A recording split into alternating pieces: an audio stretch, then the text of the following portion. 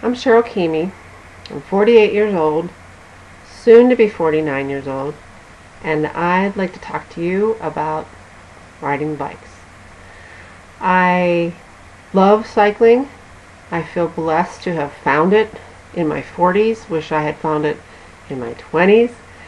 And I love being able to introduce it to more women and men, but a lot of women are very intimidated with the idea of cycling and the idea about what to buy, how to train, where would I ride, how to be safe, what kind of equipment should I have, how do I train for a longer ride, how do I get better, how do I protect myself from other vehicles on the road, how do I know what kind of clothing to wear.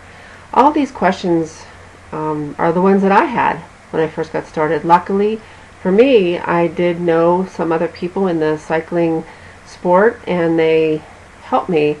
But if you decide just by watching TV, and a lot of people I think watch the Tour de France each year, get excited and really want to get involved, but really don't know who to trust, what cycling shop would be the best for them, to speak to someone there to learn what to invest in, and it can be kind of costly to get started. So ever since I've become really involved in the sport of cycling and I've learned so much, I've really enjoyed sharing what I've learned with other women. And so once a week I'd like to get on video and share a cycling tip or a beginner skill, something that could help someone who's thinking about getting on a bike get started and feel a little less frightened or intimidated by the process. So tune in each week to my group, Girls Gone Riding, on Facebook, or on my blog, girlsgoneriding.blogspot.com, and I will post the videos that I produce each week on there, and you can take a listen. This week I want to talk a little bit about lights. It's very important not only for cyclists to be able to see on the road, but also probably even more important is to be seen. So having a good light on your bike is really important.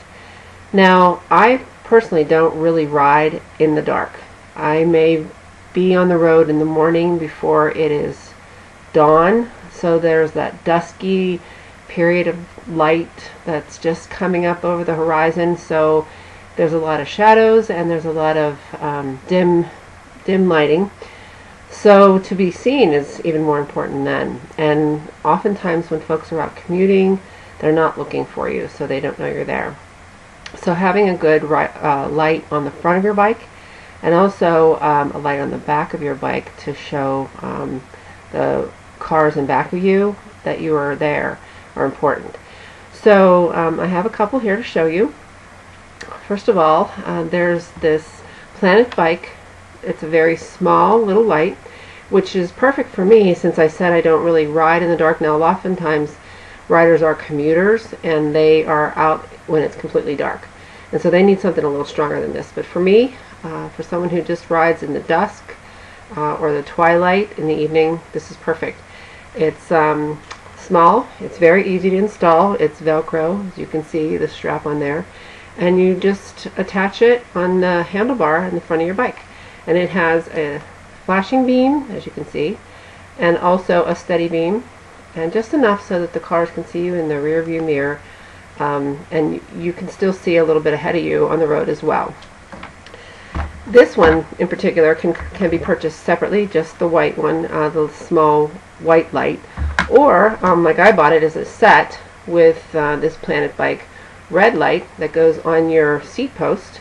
It also has a flasher and a steady beam as well, more so that you can be seen. And it also is installed with a Velcro strap, very easy.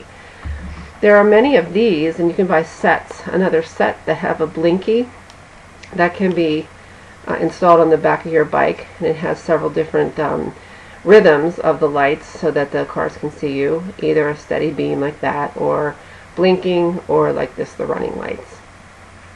And as on this Trek bike here, this is actually a stronger light that is meant to really light the way ahead of you, not just to simply be seen, but also to give you enough light so that you can travel ahead of you.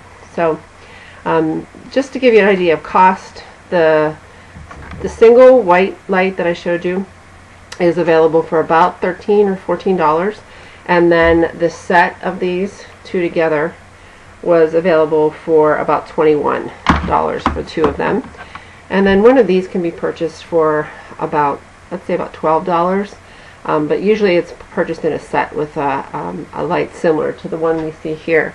That set can cost anywhere from, say, $39, depending on the strength of the beam and the brand name, to upwards of $60 or $70 based on what brand you're buying and how strong of a beam it is and how sturdy of a set it is. So I recommend that even if you're not going to ride in the dark, that you have some of these available on your bike so that you can be seen and that you can ride out there safely in the morning and even at the twilight, perhaps if you're riding after work.